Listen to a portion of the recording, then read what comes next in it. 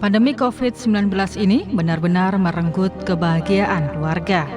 Maut bahkan menjadikan sejumlah anak menjadi yatim atau piatu, bahkan ada yang yatim piatu karena kedua orang tuanya meninggal dunia. Seperti yang menimpa 3 anak berinisial HP 16 tahun, SBU 14 tahun, dan AM 10 tahun. Ketiganya menjadi yatim piatu setelah sang ayah, Sugianto, yang berusia 60 tahun, meninggal dunia Jumat dini hari 23 Juli 2021 karena terpapar COVID-19. Tak lama berselang, sang ibu meninggal dunia pada Sabtu siang juga positif COVID-19. Kedua orang tuanya yang sebelumnya sakit sempat menjalani isolasi mandiri di rumahnya yang sempit. Camat Tambak Sari, Surabaya, Ridwan Mubarun mengatakan pihaknya saat menerima laporan kedua orang tua ketiga anak tersebut sudah sakit dan tengah dalam kondisi isolasi mandiri. Pihak puskesmas setempat juga telah memeriksa dan menswab antigen yang hasilnya positif. Saat ini ketiga anak tersebut oleh Pemkot Surabaya dibawa ke sebuah hotel di Jalan Raya Gubeng untuk menjalani isolasi. Karena 2 di antara ketiga anak tersebut juga positif COVID-19 setelah diswab antigen.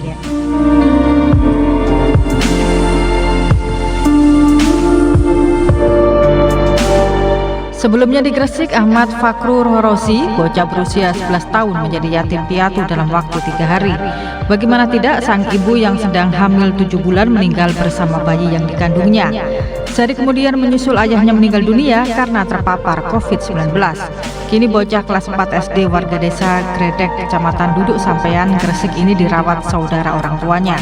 Bentuk empati, Bupati Gresik Fandi Ahmad Yani langsung memberikan perhatian khusus kepada Ahmad Fakrur Horosi sebagai bentuk kepedulian pemerintah Kabupaten Gresik kepada warganya. Gus Yani memberikan beasiswa kepada Fakrur Horosi hingga lulus sarjana. COVID-19 benar-benar mengancam keutuhan sebuah keluarga. Tidak hanya menjadikan anak yatim piatu, namun juga banyak istri kehilangan suami, begitu juga sebaliknya. Oleh karena itu, vaksinasi dalam sebuah keluarga saat ini gencar untuk dilakukan sebagai upaya preventif tekan risiko penularan COVID-19 pada klaster keluarga.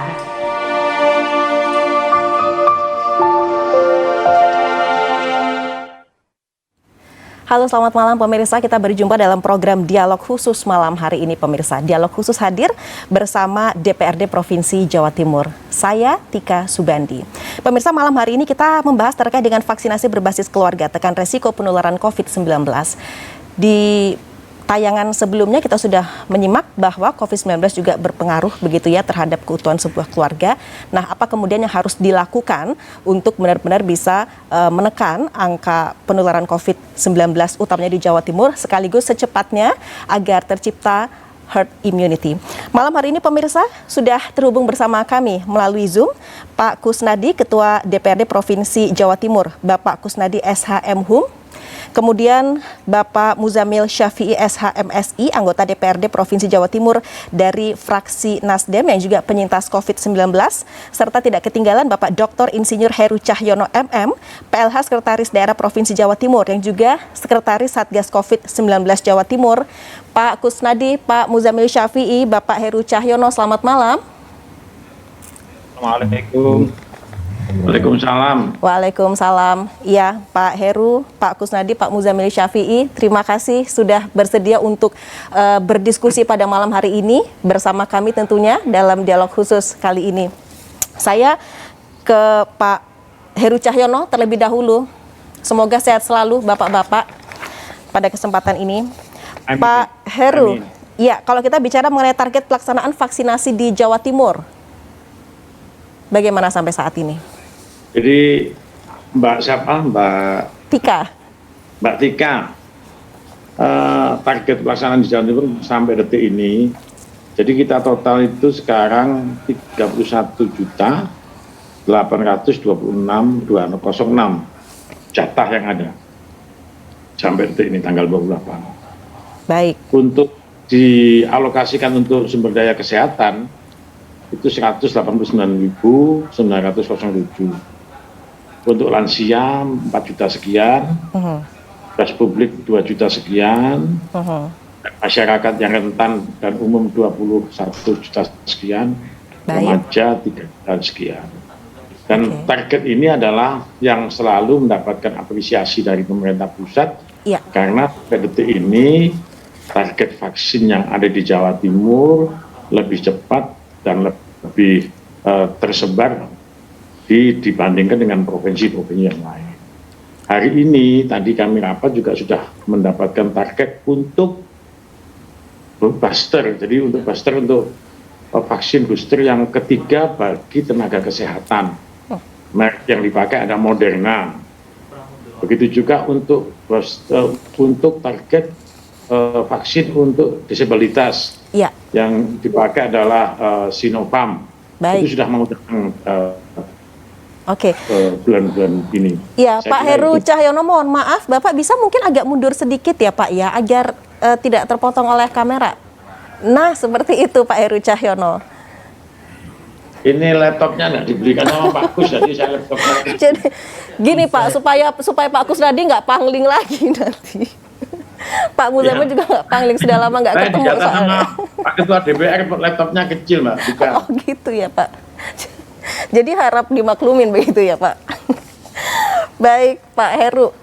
Oke, jadi pelaksanaannya bahwa sampai saat ini memang Jawa Timur itu untuk vaksinasi sudah yang tertinggi di Indonesia, begitu ya Pak Heru Cahyono. Dan hari ini tadi Bapak juga mendampingi Ibu Gubernur untuk meninjau sejumlah tempat vaksinasi ya Pak ya, termasuk tadi ke Pulau Bawean Pak Heru. Tadi dengan Pak Pangko Armada 2, kami mendampingi Ibu Gubernur dan Pak Pangko di daerah Bawean. Adalah Pak Armada Pangarmatim melakukan vaksinasi di daerah pesisir. Dan tentunya di sana sudah alhamdulillah ada 2 kecamatan yang memang Pak Camatnya juga memberikan motivasi cukup bagus. Dan pesertanya harusnya dibuka sampai Jumat, ternyata pesertanya cukup banyak habis sampai Sabtu. Disiapkan hampir 10.000 lebih untuk daerah Bawean. Oke, baik Pak. Dan antusiasme masyarakat sekarang mereka kesadarannya sudah tinggi ya Pak ya, tingkat kesadarannya untuk kesadaran vaksin. Tinggi ini dibantu oleh teman-teman bapak-bapak anggota dewan yang turun ke masyarakat, seperti Pak Kusnadi, Pak Muzamil dan teman-teman yang lain sambil membagi sembako. Ada program-program dari DPR yang kami tahu membagi sembako dengan memberikan motivasi masyarakat untuk mau bervaksin.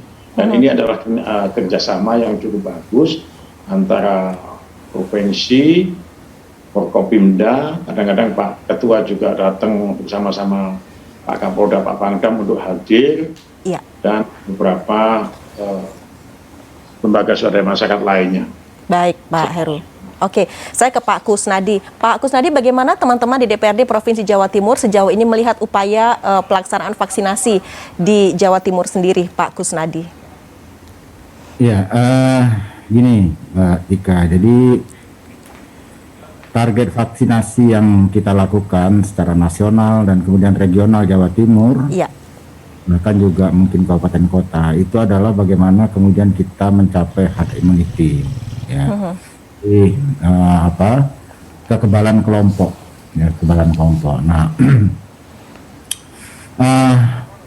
memang ini bukan satu pekerjaan yang sederhana, ini pekerjaan yang sangat luar biasa, di mana juga kita selama ini juga kita belum pernah merasakan atau menghadapi persoalan yang seperti ini, kan gitu. Nah, apa yang sudah dilakukan oleh pemerintah pusat yang kemudian dilaksanakan oleh pemerintah provinsi, kemudian juga ditindaklanjuti oleh kabupaten kota. Ini sebenarnya juga melalui PSBB, PPKM, sampai kepada PPKM darurat dan kemudian level 4, di level 1, 2, 3, sampai 4 sekarang ini sebenarnya juga sudah mampu untuk membatasi mobilitas masyarakat. Nah, dari perspektif itu memang kita melihat ada keberhasilan yang baik, ya, satu keberhasilan yang baik. Tapi kemudian ada muncul tren seperti ini, bahwa klaster-klaster ini berpindah kepada keluarga. Ya, klaster-klaster ini berpindah kepada keluarga. Nah, tentunya menimbulkan pertanyaan pada kita, kenapa klaster ini pindah kepada keluarga? Ya, Selama ini kita melakukan proses vaksinasi itu kan sifatnya personal. Jadi ada di sana ada vaksinasi diminta untuk mendaftar. Ya kita personal aja mendaftar seperti itu. Nah vaksinasi memang dilakukan dengan masif, ya tapi ya itu tadi masih bersifat personal. Nah saya divaksin misalnya. Ya. Saya kemudian berinteraksi dengan masyarakat karena saya ini adalah kepala keluarga yang punya kewajiban untuk menghidupi keluarga. Pagi berangkat bekerja, sore pulang. Saya sudah kebal karena saya sudah divaksin sampai 2 kali misalnya seperti itu. Nah, tapi di luar ini kan saya waktu saya berada di tempat saya kerja apapun pekerjaan saya, ini kan tidak bisa 100% membatasi diri untuk melakukan komunikasi dengan teman sejawat atau apalah, atau mungkin juga di tengah perjalanan dan sebagainya yang tidak bisa menjamin diri saya. Baik. Kemudian bahwa saya ini bebas dari tempelan virus. Iya. Begitu sampai di rumah, ya kemudian istri menyambut, ayah sudah pulang. Kan gitu tuh. Iya. Anak menyambut, ayah pulang, terus kemudian kita gendong si anak atau kita gendong cucu. Baik. Mereka yang belum tervaksin ini kemudian harus menjadi media, ya karena saya bawa virus itu tadi, bawa virus tadi terus kemudian mereka tertular. Baik. Maka inilah yang kemudian yang terjadi, bukan hanya di Surabaya dengan contoh tadi dan di Gresik saja, banyak peristiwa-peristiwa itu yang sekarang ini kemudian kita itu menjadi banyak keluarga-keluarga anak-anak kita itu yang kemudian menjadi yatim piatu secara mendadak seperti itu. Iya, Pak Kusnadi. Dan itu kemudian Pak yang menjadi alasan DPRD Provinsi Jawa Timur untuk mendesak bahwa vaksinasi harus berbasis keluarga. Ya, jadi harapan kami memang ini sudah bagus, tapi karena ada satu tren yang berubah ya. Apalagi memang kondisi sifat sosiologis masyarakat kita itu ya ini kan. Kalau istri saya sakit, masa saya tidak akan membantu istri saya? Baik. Karena ini kan satu hal yang tidak mungkin. Atau saya sakit, masa istri saya kemudian mendiamkan? Iya, anak Pak Kusnadi. Masa saya mendiamkan? Ya kan ini kan tidak mungkin. Ya karena interaksi itulah yang kemudian ya mau bagaimana ya. Nah ini makanya kemudian ini teruskan, tidak apa-apa. Ya ini seperti begini teruskan. Tapi cuman agak digeser sedikit lah.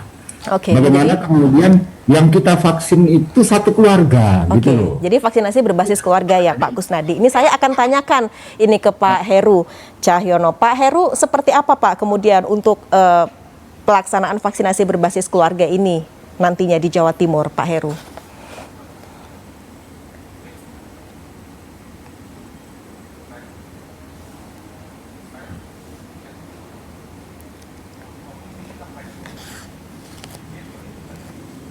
Di mute rupanya. Di unmute.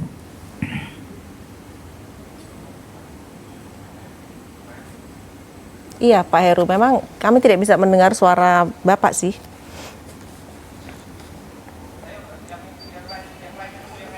Oke, baik, mungkin Pak Heru sembari sudah betul ya. Oke, baik, silahkan Pak Heru. Ya. Jadi apa yang disampaikan Pak Kusnadi tadi memang sudah ditindaklanjuti dengan vaksin keluarga, seperti contoh di program vaksinasi Kodam 5 Brawijaya, vaksinasi Polda Jatim, itu di seluruh aparatnya mereka mendata dengan keluarganya, termasuk vaksin yang untuk perbankan OJK, itu juga sudah dengan keluarganya. Jadi mereka mengajak keluarganya untuk melakukan vaksin, bahkan yang sudah umur di 12-18 tahun. Ini sudah berjalan. Dan betul apa yang disampaikan Pak Kusnadi itu, kalau vaksinnya secara pribadi, katakanlah Pak Kusnadi, bapaknya hanya divaksin, ibunya divaksin, putranya belum, ya sama saja. Jadi seperti apa yang disampaikan Pak Kusnadi betul, dan ini sudah mulai berjalan, vaksin-vaksin yang berbasis keluarga, malah ada vaksin yang door to door, yang dilakukan oleh pemerintah provinsi bekerjasama dengan Polda Jatim dan Kodam, melakukan vaksin door to door, dan ini sudah dilakukan di hampir semua di kabupaten kota dengan menggunakan fasilitas kesehatan yang digunakan oleh pemerintah kabupaten kota beserta dan tim dan Kapolres. Itu Mbak Tika. Baik, Pak Heru, berarti memang untuk vaksinasi berbasis keluarga saat ini sudah berjalan di Provinsi Jawa Timur ya, Pak Heru ya pastinya ya. Oke, baik. Pak Heru, Pak Kusnadi, Pak Muzamil Syafi'i, kita akan jeda sejenak pemirsa. Kami akan kembali usai jeda berikut. Pastikan Anda tetap menyaksikan program Dialog Khusus bersama DPRD Provinsi Jawa Timur.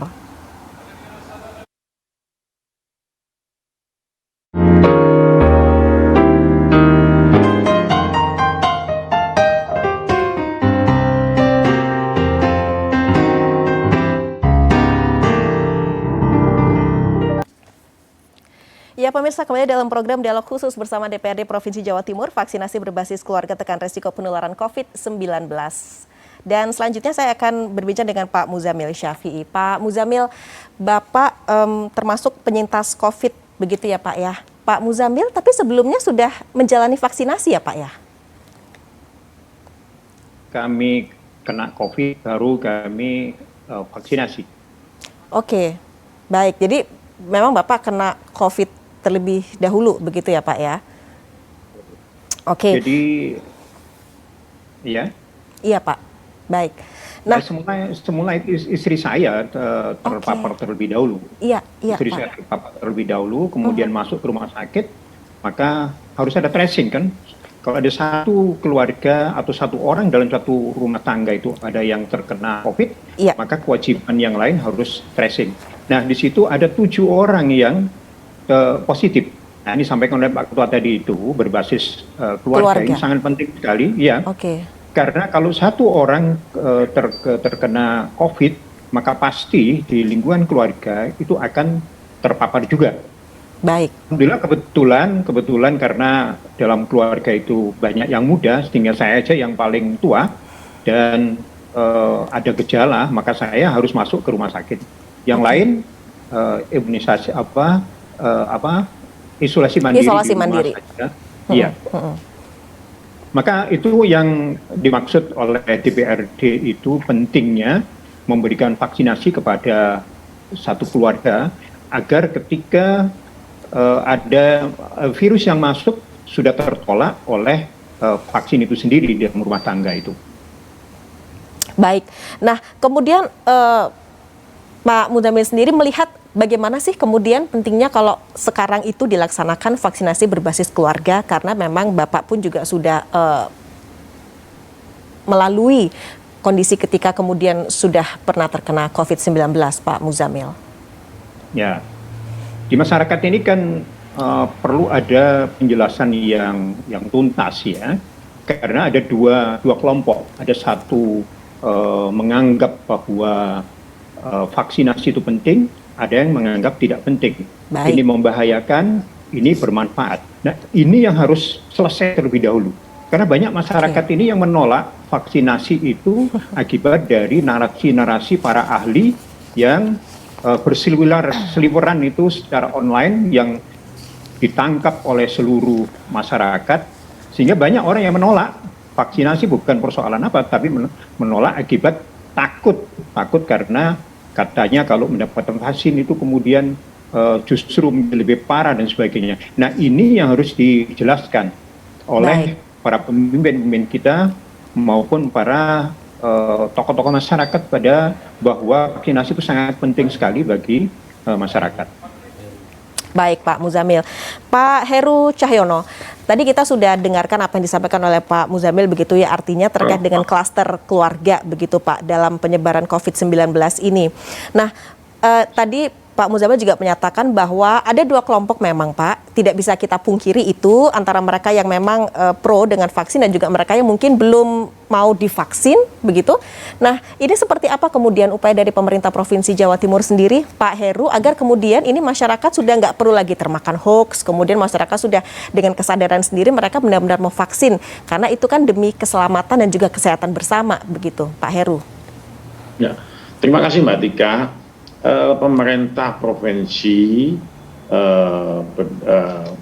telah melakukan hal-hal yang dinamakan, kalau kita berbicara COVID ini ada hulu, ada hilir. Ya.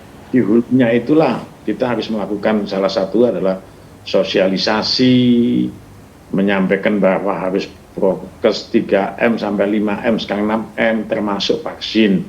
Memang betul apa yang disampaikan Pak Mujamil, Pak Yai Mujamil, bahwa informasi itu didapat masyarakat dari HP, dari YouTube, yang semuanya bentuk informasi itu provokatif sekali agar masyarakat takut vaksin. Dan itu betul apa yang disampaikan Bapak Mujamil, Yai Mujamil. Dan oleh sebab itu pemerintah dengan adanya hal-hal tersebut, salah satunya adalah penanganannya melalui PPKM Mikro. Jadi di kabupaten kota, desa, kecamatan ada PPKM itu, petugas-petugas itulah yang harus menyampaikan kepada masyarakat bahwa harus divaksin agar terjadi imun di dalam dirinya, harus divaksin. Salah satunya adalah menggunakan Babin Kamtibmas, Babinsa, Bidan Desa, masyarakat, tokoh agama untuk menyampaikan, termasuk wartawan, TVRI dan lain sebagainya, sama-sama menyampaikan program pemerintah bahwa vaksin itu adalah salah satu untuk kita terproteksi agar tidak tertular oleh COVID-19. Dan memang betul, hoax-nya itu lebih kuat. Pak Mujamil menyampaikan itu betul, hoax-nya berseliweran dan lebih kuat.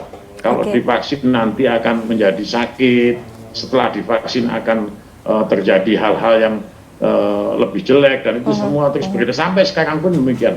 Seperti tadi yang di Bawean juga begitu. Masih ada yang seperti itu ya Pak Heru tadi? Masih ada yang seperti itu. Dan sekarang, maka dari itu awal-awal vaksin ini dilakukan, pemerintah provinsi, Pak Ketua DPR, Pak Kusnadi hadir, menyampaikan bahwa saya sudah divaksin. Pada saat itu Pak Kusnadi juga menyampaikan, Pak Kusnadi menyampaikan ke tokoh agama, Ketua NU, Ketua MUI, Ketua Muhammadiyah. Pak Kusnadi datang ke mereka-mereka, para kiai untuk menyampaikan bahwa masuk ke pondok-pondok untuk menyampaikan bahwa harus divaksin, karena vaksin adalah salah satu proteksi agar tidak terkontaminasi atau tertular COVID-19. Saya kira itu. Ya Pak Heru, pada masa saat ini PPKM level 4 begitu, dan kemarin yang PPKM darurat, apakah kendala ketika vaksinasi? Selain misalnya salah satunya adalah masyarakat yang masih termakan isu-isu yang atau pemberitaan yang tidak benar begitu Pak, terkait dengan vaksinasi? Sekarang sudah hampir sangat kecil Mbak Tika, karena teman-teman dari DPR, dari Dewan semua pada turun. Jadi Pak Mujamil dengan seluruh pasukannya, Pak Ketua DPR Pak Kusnadi dengan seluruh pasukannya, dan teman-teman anggota Dewan pun semuanya pasukan turun untuk memfasilitasi dan mensosialisasikan vaksin, termasuk Forkopimda. Dan alhamdulillah sekarang dilihat di lapangan, begitu ada informasi ada vaksin, banyak yang datang dan sampai berjubel. Akhirnya dilakukanlah hal-hal yang sifatnya bervaksin tapi tetap harus jaga jarak. Artinya apa? Bahwa kerja keras dari bapak-bapak anggota DPR, dari Forkopimda, tokoh masyarakat, tokoh agama sudah menunjukkan hasil yang cukup bagus dengan mensosialisasikan, dibantu dengan insan pers yang ada. Baik Pak Heru. Ya Pak, terkait dengan vaksin berbasis keluarga di sini khususnya yang menyasar anak-anak Pak, itu sampai saat ini seperti apa pelaksanaannya? Sekarang sudah jalan Mbak Tika, di sekolah-sekolah SMA sudah mulai jalan. Dan kemarin Pak Kusnadi juga ikut hadir di SMA berapa itu, teman-teman SMA, anak-anak kita sudah mulai jalan. Jadi anak-anak tadi kami di Bawean juga anak-anak umur 12, 16 sampai 18 sudah mulai divaksin. Dan terima kasih kepada seluruh masyarakat, tokoh agama, tokoh masyarakat yang ikut memfasilitasi. Para kiai tadi di Bawean malah salah satu pondok pesantren dipakai pusat untuk melakukan vaksinasi massal. Baik, ya Pak Kusnadi, nanti di segmen selanjutnya seperti apa kemudian teman-teman di Dewan benar-benar mengoptimalkan perannya untuk kemudian bersinergi, begitu ya Pak ya, dengan eksekutif dan juga mengedukasi masyarakat. Sesaat lagi Pak Kusnadi, pemirsa, kami akan kembali hadir dalam program Dialog Khusus bersama DPRD Provinsi Jawa Timur. Usai jeda berikut.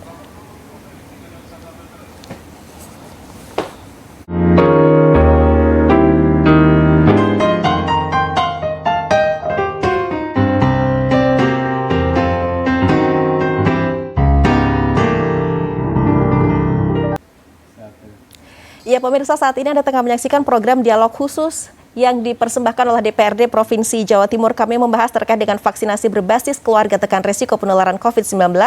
Sudah ada Bapak Kusnadi, kemudian Bapak Muzamil Syafi'i, dan Bapak Heru Cahyono. Pak Kusnadi, saya ke Anda dulu. Seperti apa kemudian teman-teman di DPRD Provinsi Jawa Timur benar-benar mengoptimalkan perannya untuk kemudian turun ke masyarakat, begitu ya, dan mengedukasi terkait dengan vaksinasi ini? Nah, kami menyadari betul pada saat kemudian di launching tentang vaksin ini, ya toh. Nah, ini ada penolakan dari masyarakat.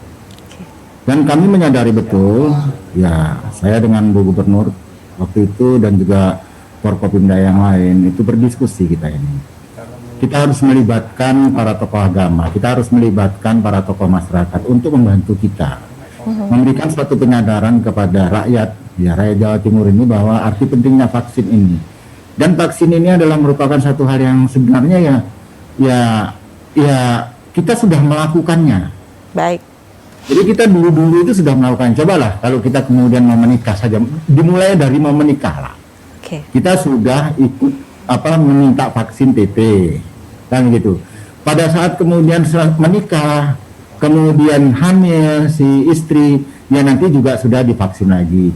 Bayi lahir divaksin lagi, kan begitu tahu, untuk memberikan imunitas kepada mereka. Jadi ini vaksinasi ini sebenarnya sesuatu hal yang biasa saja begitu loh. Nah, kenapa kok kemudian terhadap COVID-19 ini kok ada penolakan? Nah, ini kita memberikan suatu pemahaman pada mereka. Ya, memang inilah masyarakat Jawa Timur, masyarakat kita, rakyat kita, saudara-saudara kita, jangankan kepada vaksinasinya saja. Iya. Ada juga masih yang tidak percaya bahwa corona ini ada, padahal korban sudah berjatuhan. Nah, ini kan baik. Itu juga bisa dikatakan tugas berat bukan hanya pihak eksekutif, tapi juga teman-teman di legislatif tentunya ya Pak Kusnadi ya. Terus kemudian apa yang kami lakukan di DPRD Provinsi Jawa Timur? Nah, kami menyepakati di DPRD Provinsi Jawa Timur selama sejak awal adanya COVID ini, ya toh, kami menyepakati, oke lah, bahwa rakyat kita sedang menghadapi suatu masalah yang besar. Iya. Kita ini adalah wakil rakyat. Kemana mereka kemudian harus mengadu apabila kemudian mereka menghadapi suatu masalah? Tentunya kepada wakil-wakilnya. Maka kami sepakati di Provinsi Jawa Timur ini, kita tidak lagi melakukan kunjungan-kunjungan luar provinsi misalnya. Oke. Ya. Nah, tidak lagi ada itu. Nah, lalu apa yang kita lakukan? Yang kita lakukan itu adalah kunjungan-kunjungan ke dapilnya masing-masing. Jadi itulah seluruh anggota masyarakat, anggota DPRD Provinsi Jawa Timur ini beserta para pimpinan-pimpinannya kepada konstituennya masing-masing. Iya. Ya mereka jadi mendampingi konstituennya untuk memberikan pemahaman, untuk menjadi mediator, untuk menjadi fasilitator, untuk menjadi advisor dari apa yang dihadapi oleh masyarakatnya itu. Jadi sekarang ini DPRD Provinsi Jawa Timur nggak ada kunjungan-kunjungan keluar provinsi kayak atau enggak, semua turun ke dapilnya fokus masing-masing. pada dapil masing-masing ya Pak Kusnadi ya. Untuk mendampingi masyarakatnya yang sedang menghadapi suatu musibah seperti ini. Jadi itulah kita lakukan. Pak Kusnadi, kita ke Pak Heru dulu lagi Pak Kusnadi. Pak Heru, ini kalau kita melihat informasi sudah banyak memang Pak anak-anak yang terpapar COVID-19, bahkan ada juga mereka yang harus kehilangan orang tua karena COVID-19 ini. Nah Pak Heru, apa sih yang dilakukan kepada anak-anak khususnya untuk yang pertama mereka yang terpapar COVID-19 begitu Pak? Adakah upaya khusus dari pemerintah Provinsi Jawa Timur perhatian terhadap mereka yang terpapar COVID-19 bahkan harus menjalani isolasi mandiri tanpa ada orang tua begitu Pak di rumah? Seperti apa? Terima kasih Mbak Tika. Jadi setiap saat kita melakukan evaluasi penanganan akibat terdampak COVID, khususnya bukan hanya anak-anak. Oleh sebab itu bahwa penanganan ini di Kepala Dinas Pendidikan itu juga sudah ditugasi. Kami juga menulis surat ke Kepala Dinas Pendidikan bahwa untuk memberikan perhatian terhadap orang tua murid yang terpapar COVID, agar diberikan perhatian. Kalau mereka memang melakukan isolasi mandiri, harus dilihat bagaimana tempat isolasi mandirinya. Baik. Mbak Tika, perlu kami sampaikan bahwa sekarang Pak. program PPKM level 4 ini sudah tidak ada lagi isolasi mandiri. Yang ada adalah isoter, isolasi terpusat. Karena apa? Apa yang disampaikan Pak Kusnadi tadi, bahwa rentan atau pertambahan yang meninggal itu berawal dari isolasi mandiri. Karena tidak bisa melakukan deteksi, tidak melakukan saya ini harus kemana, dan saya harus berbuat apa. Oleh sebab itu isolasi mandiri dalam PPKM level 4 ini, tadi kami juga rapat dengan Forkopimda dan Gubernur bahwa tidak ada lagi isolasi mandiri, harus dibawa ke isolasi terpusat.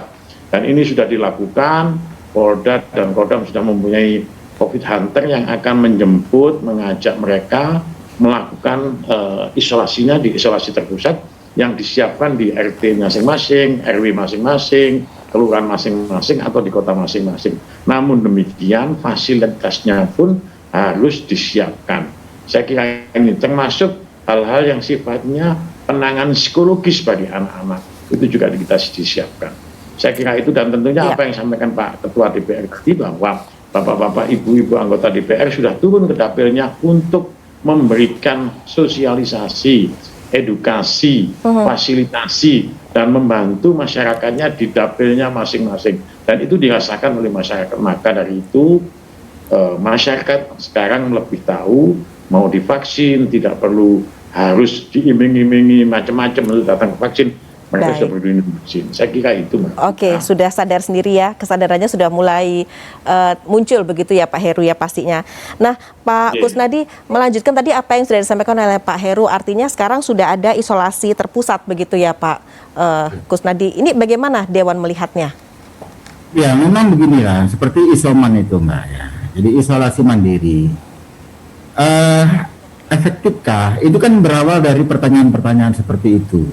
Nah, efektifkah orang diisolasi di dalam satu ruangan sendirian lah terus mangane skondi?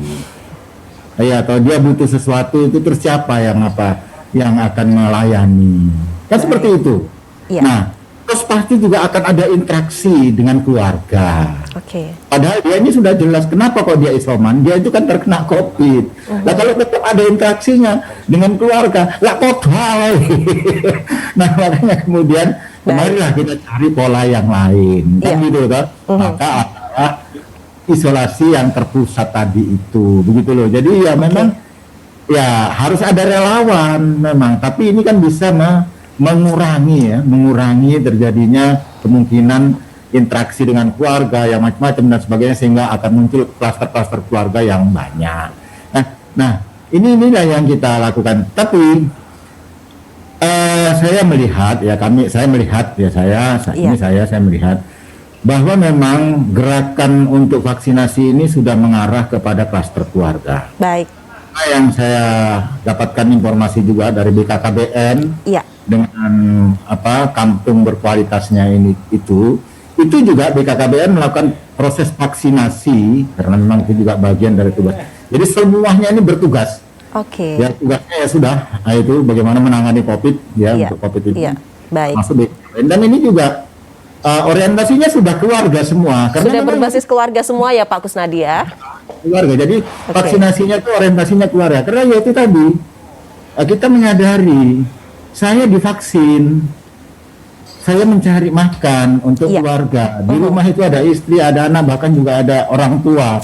Lah saya yang kebal memang. Tapi siapa yang menjamin bahwa saya tidak membawa virus? Kan tidak bisa. Begitu Pak Kusnadi. Berinteraksi dengan orang-orang yang kita sayangi, yang kita cintai, mereka terkena virus, maka kemudian mereka yang menderita. Kan ini toh. Begitu isoman itu lah terus apa? Masa malah nanti kalau nggak ada yang melayani, malah bukan karena meninggal karena COVID-nya, tapi karena ada yang melayani. Makanya gitu ya, Mbak Tika. Iya, Pak Kusnadi. Pak Muzamil, kalau melihat seperti apa, Pak? Ini sudah ada isolasi terpusat begitu, Pak, saat ini? Ya, jadi memang semula ini kan merupakan program pemerintah. Ada isolasi di rumah sakit, ada isolasi mandiri. Nah, mungkin trial yang sudah dilakukan oleh pemerintah ini ternyata kurang begitu efektif terkait dengan isolasi mandiri. Persoalan isolasi mandiri itu kan dia melakukan upaya sendiri, tanpa ada bimbingan, tanpa ada petunjuk, tanpa ada support apa saja. Dia melakukan sendiri, dia cari obat sendiri, dia cari makan sendiri. Yang terpenting saya tidak berkomunikasi dengan yang lain. Gambaran isolasi mandiri kan seperti itu. Iya. Nah, ini memang programnya pemerintah, sehingga masyarakat mengikuti itu. Karena yang lebih enak, kan persoalannya kan di rumah sakit itu kita sendiri. Iya, Pak Kadang-kadang kemudian kita stres. Baik. Nah itu, sehingga orang lebih memilih isolasi mandiri itu. Pak Muzamil, nanti akan kita lanjutkan di segmen selanjutnya, pemirsa, dalam program dialog khusus yang dipersembahkan oleh DPRD Provinsi Jawa Timur. Sesaat lagi.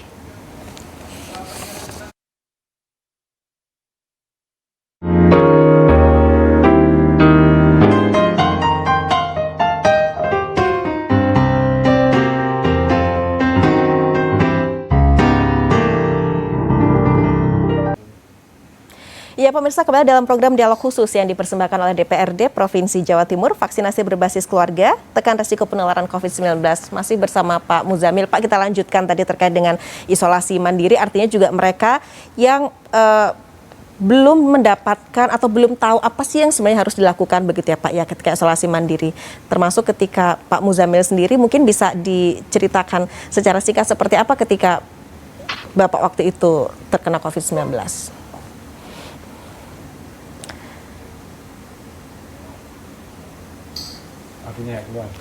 Pak Muzamil, tolong audionya di sini saya tidak bisa mendengar, Pak. Ya. Baik, sudah jadi, Pak. Oke. Ya, jadi karena saya kebetulan ada gejala, maka saya harus masuk. Sementara usia saya sudah di atas 60, sehingga harus dirawat di rumah sakit. Masya Allah, sudah luar biasa perawatan di rumah sakit di Bangil itu bagus sekali ya. Nah, persoalannya yang di mandiri ini kan kadangkala kita itu melakukan swab sendiri, melakukan antigen sendiri, kemudian kelihatan positif, kemudian dia melakukan isolasi mandiri sendiri. Dia berusaha cari ini, cari vitamin, cari macam-macam itu dia lakukan sendiri tanpa ada bimbingan dari nakes atau tanpa bimbingan dari dokter. Nah, ini yang kadangkala menyebabkan kalau sudah, apalagi yang sekarang ini, menurut sekarang kalau sudah 7 hari gejala itu ada, maka sulit untuk bisa disembuhkan menurut penjelasan para dokter seperti itu. Nah, oleh karenanya ini perlu ada satu perubahan sistem, perubahan strategi di dalam rangka penanganan COVID itu sendiri. Jadi jangan dibiarkan mereka melakukan isolasi mandiri tanpa ada bimbingan dari dokter atau tanpa bimbingan dari para petugas kesehatan. Saya kira itu.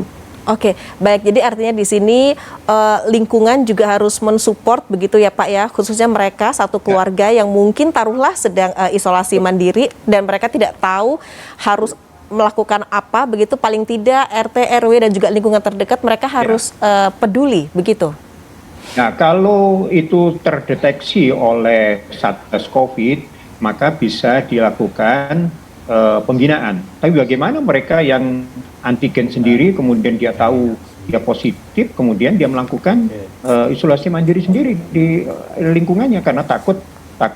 Ini kan di daerah-daerah itu ada yang masih merasa takut kalau dia kemudian dikucilkan oleh masyarakat, kemudian dia ditakuti dan sebagainya itu.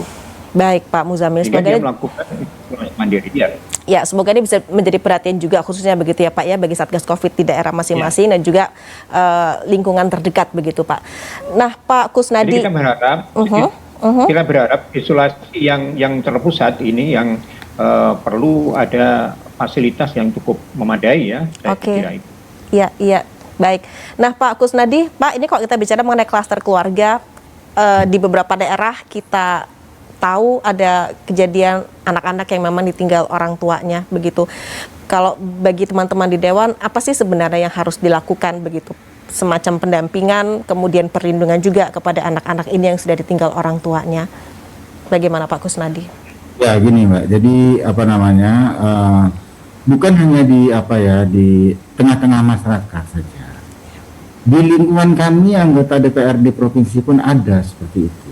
Baik. Jadi orang tuanya meninggal, anaknya itu ada 2, yang satu umur 15, yang satu umur 10. Jadi minggu yang lalu ya itu ada meninggal dunia seperti itu. Nah, Lalu bagaimana? Ya itu kan ada trauma dari seorang anak begitu ditinggal oleh orang tuanya. Maka kemudian untuk menghilangkan trauma itu, kita kan harus berikan pendampingan kepada mereka. Tidak bisa tidak. Iya. Tapi kan tidak mungkin kita itu melakukan pendampingan satu persatu, itu tidak mungkin gitu loh. Sama juga dengan apa yang disampaikan oleh Pak Muzamil tadi itu. Ada isoman. Kan nggak mungkin pemerintah ini juga tiap hari ngetui pintu seluruh warga masyarakatnya, kamu sakit atau enggak, atau kamu kan enggak mungkin. Iya. Maka kemudian ya betul seperti kata Pak Muzamil tadi, karena kita berlandaskan pada mana bahwa manusia itu adalah makhluk sosial, maka ayolah supaya pemerintah itu juga tidak dianggap membiarkan, maka kemudian mereka-mereka yang isoman ini kita bikin isoter seperti itu. Alhamdulillah, dan itu sudah. Dan kepada anak-anak yang ditinggalkan oleh orang tuanya ini, kita memberikan pendampingan psikologi. Baik. Pendampingan psikologi bukan hanya kepada mereka-mereka yang expert dalam bidang kejiwaan saja, tapi juga ya seperti santri-santrinya Pak Muzamil, dari apa-apa yang dari sisi keagamaan juga mereka itu kita lakukan pendekatan seperti itu. Nah, di mana ini kan begitu toh ya, ada juga yang kemudian kita titipkan di pesantren seperti tempatnya Pak Muzamil, ada yang apa gitu. Baik. Supaya untuk kembalikan lagi gairah hidupnya yang sudah ditinggalkan oleh orang tua.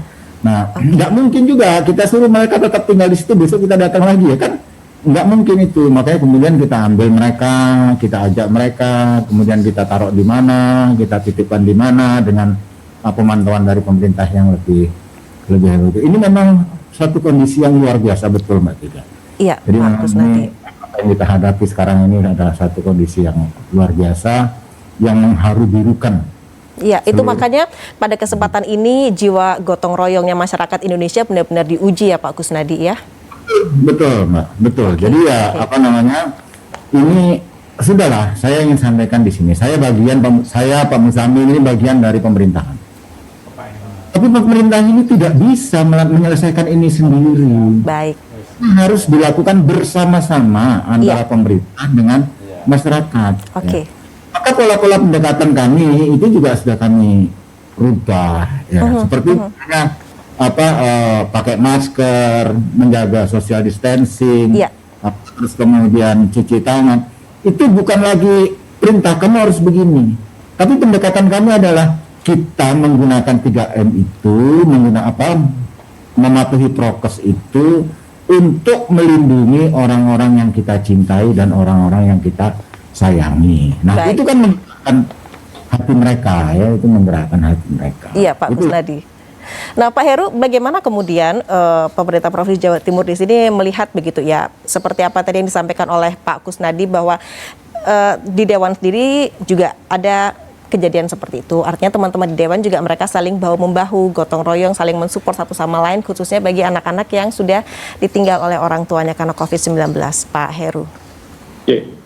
Terima kasih Mbak Tika. Betul apa yang disampaikan Pak Kusnadi, Pak Muzamil. Pemerintah provinsi ada yang namanya Dinas Pemberdayaan Perempuan dan Perlindungan Anak. Mereka mempunyai program perlindungan bantuan spesifik anak akibat terdampak COVID-19. Iya.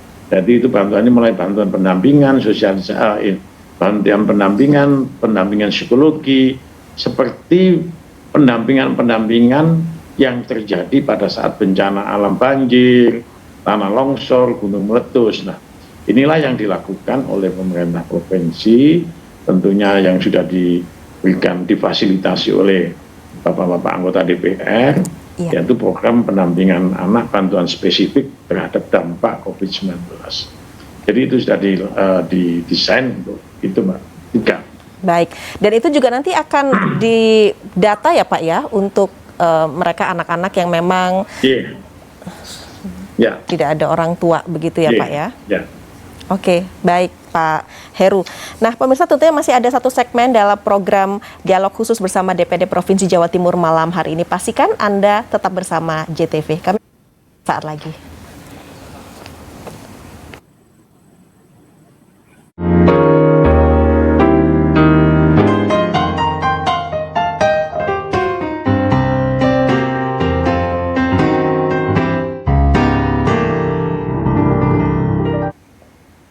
Dialog khusus pemirsa yang dipersembahkan oleh DPRD Provinsi Jawa Timur, kita sudah sampai di segmen terakhir. Pak Muzamil Syafi'i, apa yang bisa disampaikan pada kesempatan ini terkait dengan strategi untuk memaksimalkan vaksinasi berbasis keluarga, utamanya di Jawa Timur, Pak Muzamil? Jadi begini ya, untuk mencapai target yang disampaikan oleh Pak Sekda tadi 21 juta, kita sementara 6 hari yang lalu masih 7 juta, mungkin sekarang sudah 8 lebih lah. Ya. Nah ini masih sangat jauh sekali. Baik. Maka satu-satunya menurut saya ini kita di DPR menganggap bahwa vaksinasi lewat keluarga ini menjadi tumpuan dan untuk mencapai target itu. Kalau mungkin bisa dilakukan door to door, tapi dengan catatan harus ada petugas yang betul-betul, karena ini nanti akan ada yang dompleng, kemudian ada orang-orang yang ilegal melakukan itu dan sebagainya. Okay. Tapi kita berharap ke depan ada strategi yang dibuat oleh pemerintah provinsi untuk memberikan vaksinasi ini kepada keluarga sehingga betul-betul menjadi benteng yang terkuat untuk Jawa Timur. Kalau mungkin usulkan Jawa Timur sebagai pilot proyek nasional itu. Yeah. Di nasional kan ada Kerawang. Tapi ini kita usul Jawa Timur lah. Kita yang sekarang ini sudah terbanyak yang sudah divaksin, selisih dengan daerah-daerah lain. Kita mengapresiasi Pak Sekda dan Ibu Gubernur yang telah mengoptimalkan ini sehingga Jawa Timur ini nomor 1 di Indonesia vaksinasinya. Nah, ini perlu digenjot lagi untuk vaksin keluarga. Saya kira itu, Mbak Tika. Ya, Pak Muzamil Syafi'i, terima kasih. Pak Heru Cahyono, Pak Heru, apakah memang ada target ya Pak ya untuk vaksinasi berbasis keluarga di Jawa Timur? Kemudian pertanyaan serupa, strategi apa yang bisa dimaksimalkan begitu Pak untuk melancarkan vaksinasi berbasis keluarga di Jawa Timur ini, Pak Heru? Terima kasih Mbak Tika. Apa yang disampaikan Pak Mujabrin betul, dan tadi yang disampaikan Pak Ketua DPR Pak Kusnadi bahwa kita point of interest-nya adalah membangun herd immunity. Herd immunity akan terbangun apabila 70% dari sasaran vaksin itu tercapai. Sasaran kita sebenarnya 31 juta lebih sedikit, 31.826.206. Itu adalah total sasaran vaksin dari umur 12 sampai lanjut usia. Baik. Dan sekarang betul apa yang disampaikan Pak Mujamil, baru 7 juta sekian, berarti 23,4% untuk vaksin yang pertama. Dan hal-hal yang menyangkut pelaksanaan vaksin agar mencapai herd immunity itulah maka kita lakukan. Selain vaksin itu dilakukan dengan sasaran keluarga, maka harus juga disampaikan ada sasaran komunitas. Baik. Jadi komunitas pabrik, komunitas pegawai karyawan pabrik, komunitas OJK, komunitas UMKM, seluruh komunitas akan dilakukan sasaran menjadi sasaran vaksin. Dalam komunitas tersebut, mestinya kalau sasarannya katakanlah bank, sasaran OJK bank itu putranya, anaknya, ibunya kerja di bank, maka ibunya ngajak suaminya, ngajak keluarganya, dan itu sudah dilakukan. Baik. Seperti yang Mbak Tika dilihat di Grand City, biasanya itu adalah dilakukan tadi juga di lapangan Wonto juga terjadi vaksin. Nah itulah termasuk apa yang disampaikan Pak Mujamil tadi, door to door.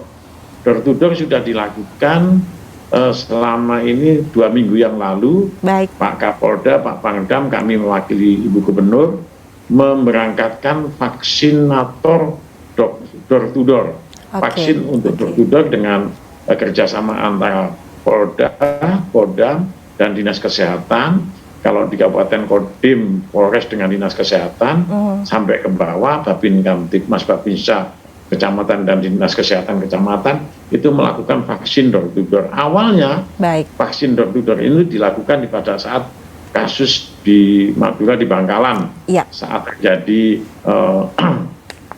terkonfirmasi positif virus Delta pertama. Itulah yang dilakukan vaksin pada saat itu di Bangkalan, melakukan vaksin door to door. Dan 2 minggu, 1 bulan yang lalu itu sudah dimulai lagi vaksin door to door, apa yang seperti dikatakan Pak Mujamil. Oke, Pak Heru Cahyono. Tapi prinsipnya adalah kita semua berjuang untuk melaksanakan vaksin, termasuk tidak lupa ada bukan hanya vaksin saja, ada yang terpenting ada disampaikan Pak Kusnadi tadi, protokol kesehatan yang tetap harus kita lakukan ya. Satu lagi bukan 5M tambah 1 M, ada tidak boleh makan bersama. Baik. Terima kasih. Iya, Pak Heru Cahyono, terima kasih. Pak Kusnadi, silakan apa yang mau disampaikan di sini terkait dengan strategi untuk memaksimalkan agar vaksinasi berbasis keluarga bisa benar-benar optimal di Jawa Timur, Pak Kusnadi. Jadi begini, Mbak Tika. Jadi tentang door to door atau apapun itu teknis lah, iya toh. Nah, kemudian door to door, komunitas dan sebagainya itu teknis, kan gitu toh. Nah, yang ingin kami sampaikan itu adalah begini secara makro. Tadi Pak Heru sudah implisit menyampaikan itu gitu loh. Cuman saya ingin menyampaikan secara makro sajalah. Jadi kalau misalnya Mbak Tika yang menjadi reporter di JTV gitu ya, dapat kesempatan vaksin kan gitu toh. Jangan Mbak Tika sendiri, tapi ajak juga lah suami, ajaklah anak-anak. Jadi itulah yang kami maksud vaksinasi berbasis keluarga. Baik. Itu bukan karena Mbak Tika jadi reporter JTV, kemudian JTV menyiapkan vaksinasi untuk reporternya, hanya Mbak Tika saja yang divaksin, bukan itu. Oke. Vaksinnya itu door to door ya alhamdulillah, ke puskesmas ya rapopo ya, atau kemanapun juga, atau di JTV saja juga tidak masalah. Tetapi jangan sendirian Mbak Tika. Begitu saya itu mendapatkan fasilitas vaksin, maka saya harus bawa keluarga saya. Baik. Bawa keluarga saya. Jadi semua keluarga saya memang layak untuk divaksin ya divaksin. Inilah maksud kami vaksinasi berbasis keluarga, gitu loh Mbak Tika. Sehingga akan terjadi pertama kali nanti akan ada kekebalan keluarga. RT itu terus kemudian tervaksinasi semua, kan akan ada kekebalan lingkungan. Nah kalau kemudian bisa satu kecamatan atau satu kelurahan lah tervaksin semua, kan itu akan terjadi kekebalan wilayah. Nah, kalau sudah wilayah, semua wilayah kebal, ya biar dong corona ini entar. Baik. Ya, Pak Kusnadi. Baik, Pak Kusnadi, terima kasih. Tentu harapan kita semua agar herd immunity segera terjadi, begitu ya, segera tercapai, khususnya di Jawa Timur. Terima kasih, Pak Kusnadi, Pak Heru, dan juga Pak Muzamil. Sehat dan selamat selalu tentunya untuk kita semua. Amin, amin, amin. Selamat malam. Pemirsa, sampai di sini kebersamaan kita dalam program Dialog Khusus yang dipersembahkan oleh DPRD Provinsi Jawa Timur. Saya Tika Subandi. Selamat malam pemirsa, sampai jumpa.